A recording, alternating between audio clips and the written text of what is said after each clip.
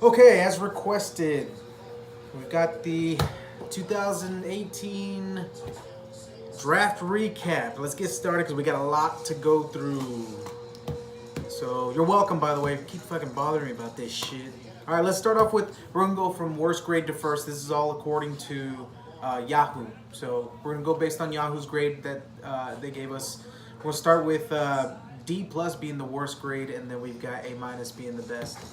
Let's start off with D plus. That's Chimichang, Martin's team. No surprise, my bad, Martin. But yeah, he didn't do so good in the draft. But all right, he got a D plus, and it says Yahoo says, in spite of a set of monster RBs, Chimichang hopefully aren't playing for money. Well, when they are, he hasn't given me his buy-in yet, but I mean, he better. But it's a $100 buy-in, don't forget.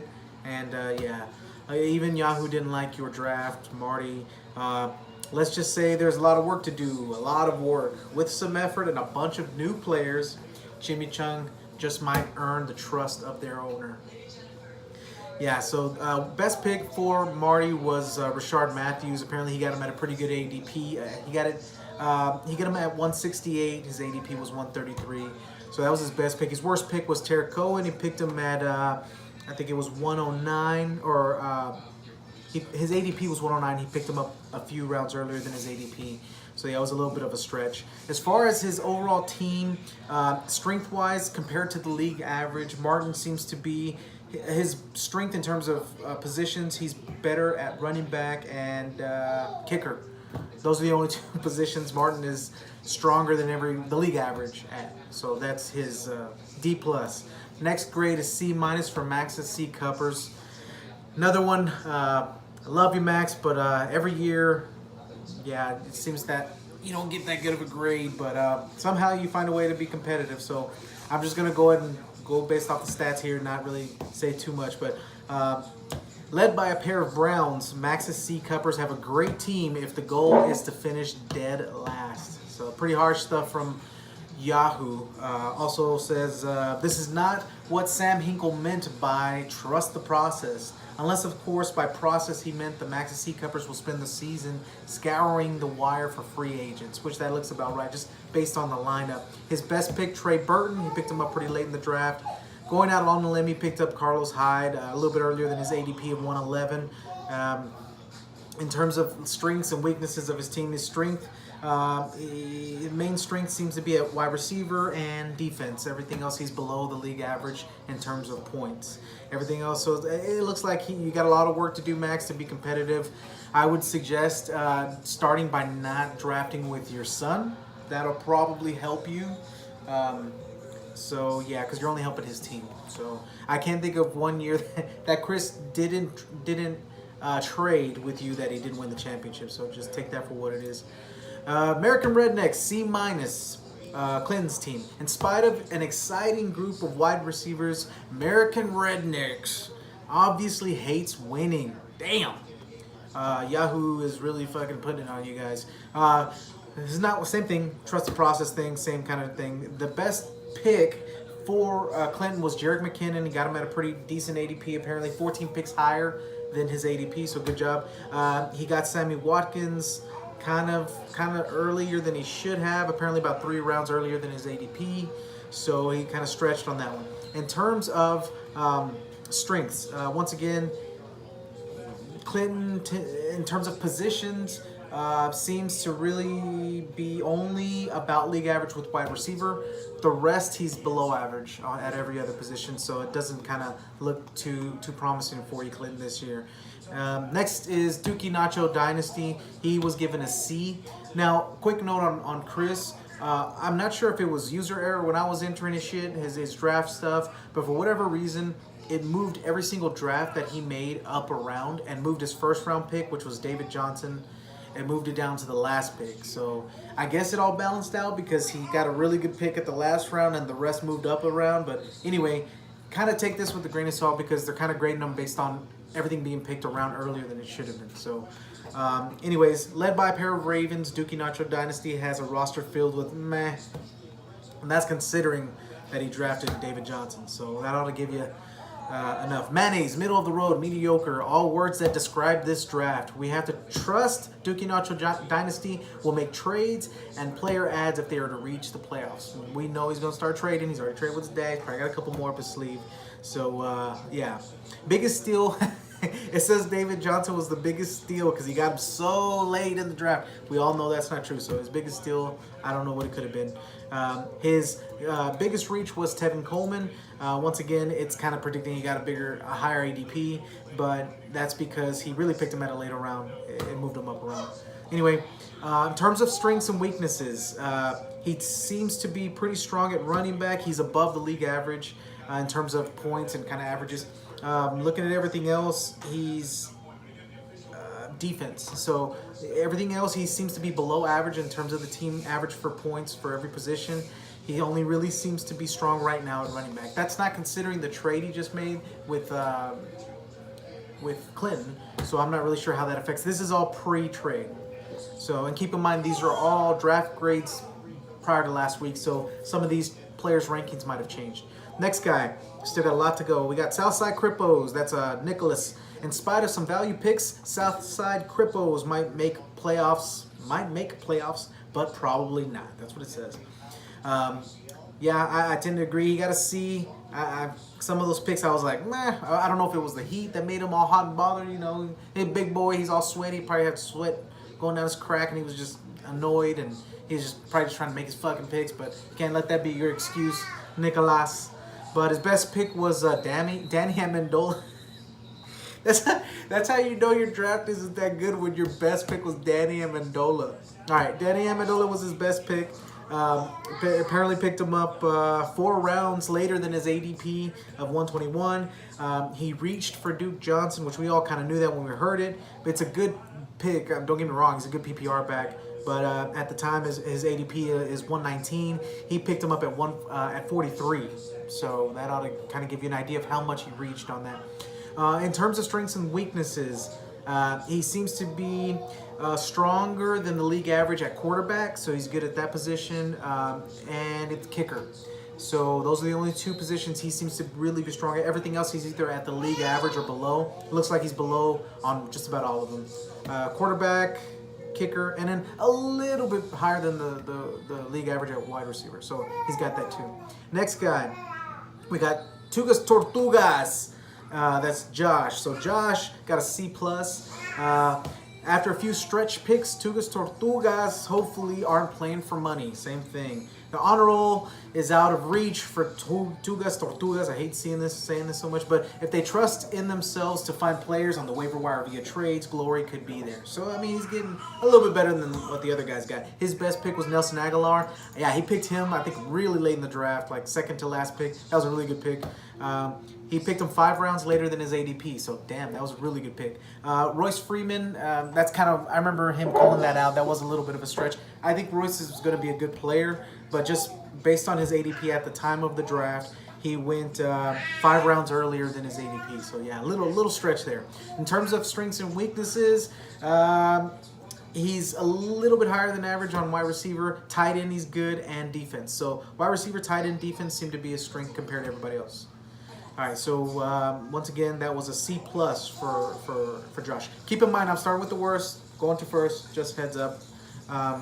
Then we got Catholic rapists, Bruce. Yeah, he hates Catholics. You must have been an altar boy like me. I wouldn't touch though, so just heads up. But all right, B- for Bruce. Bruce is a little note here. Led by a pair of Panthers, Catholic rapists should factor heavily into playoff picture. No surprise, Bruce is always a good drafter. He's always pretty much put a solid team together. Usually doesn't have to rely on trades to make his team better. His team is usually always solid. So B- for him. Biggest steal of the draft for him was Juju Smith-Schuster. He picked him up 14 picks later than his ADP of 43. So that's pretty good. That's almost a whole round after he was supposed to be drafted. So that's not bad. His reach pick was Jordan Reed, even though I don't agree with Yahoo on this one. I think that's going to be a solid pick for him, hopefully. Well, not hopefully. I mean, hopefully for him, not for us. A little bit of a stretch, 21 spots earlier than his ADP of 100. In terms of positions, he's a little bit stronger at quarterback than everyone else in terms of league averages. So he's got quarterback, running back, wide receiver. Those are the three positions he is better than everyone in terms of the league average. So B- for him. We've got the fuck is this shit, which is Jeb. Jeb had a really good draft, surprisingly. Jeb tends to kind of like wing it and not really give a shit, but this time, to me, it seems like he really, I don't know if he was just guessing or just had, a lot of good picks failed him, but he did really good. B- or B. His note is headlined by quality backfield. Jeb can compete with almost anyone. So his biggest steal was Rashad Penny, which we were laughing about that. He finally picked that one up. I think he's hurt, but he was available. Derek should have picked him up before that, but whatever. Picked him up earlier than his ADP of 65. He got him about 3 rounds later, so that was a good pick. Randall Cobb, he picked him up 2 rounds earlier than his ADP of 124, so a little bit of a stretch there. In terms of strengths, he's really, really strong at quarterback. He seems to be way higher than the league average. I'm not sure who he's running with quarterback. I can't see his exact roster at the moment, but good quarterback apparently. Or maybe he just has 2, maybe. But running back, he's below average. Wide receiver, he's above. Tight end, kicker, and defense. So far, just looking at that, the average, Jeb right now, numbers-wise, has the best team because he's only below the league average with running back. Every other position, he's above league average. So he's looking pretty good. That's probably why he got the award for best draft. Not necessarily based on draft value and stuff like that, but just overall points. So that's probably why. In case you guys were wondering, because people were wondering why Will got A- and he got best draft. So next one, we got RJ, multiple scoregasms. That's league team. That's the one that we all picked for him. So he can't really, he can't really brag. This is a team that if it does good, we all know who his daddy really is. So he can't really talk too much shit this year, RJ. All right, so anyway, led by a pair of Saints, multiple scoregasms, can compete with anyone. That's kind of what the other one said. Biggest steal was Russell Wilson. We know all this. The biggest reach was Isaiah Crowell. Not that that matters because we all did the picks. We knew what he did. Strength-wise, he is strong at quarterback, tight end, and kicker. So he's looking pretty good. Let's see. B+, that's me. Asshat McCollins. Led by a pair of Eagles. Asshat McCollins are a force to be reckoned with. Boom, bitches. All right, so in terms of biggest steal, Alshon Jeffrey, I got him 11 spots later than his ADP, which isn't that big of a deal. He's still kind of hurt. Not even sure if he's going to start the season. But if he does, it was a pretty decent pick because I got him as my wide receiver number 2. My stretch pick, I got Bilal Powell. I got him 20 spots earlier than his ADP of 128. He's looking like he's going to be the starting running back for the Jets. Get a big workload, even though Isaiah Crowell is going to be competing with him. Preseason, he's been looking good, so we'll see. In terms of spots, I am strong at running back, wide receiver, tight end, and kicker. I'm about the league average, so somewhat of a strong team. We'll see how it looks. That gave me a B+. And then the next one, we got B+ for Turbo Ham. Derek Powell. All right, so led by a pair of Chargers. Menace to sobriety will be a tough out. So he's got a pretty solid draft. He got Melvin Gordon, Keenan Allen, Adam Thielen as his first few picks. His best pick was Tom Brady. Tom Brady, he got him 10th pick of the 5th round, which is apparently 2 rounds later than his ADP. That's pretty solid, even though I hate fucking Tom Brady. Allen Hurns was his stretch pick. He got him 15 picks earlier than his ADP, so not that big of a deal. In terms of strengths by position, he's strong at quarterback, running back, and defense. So looks like he's got a solid team there too.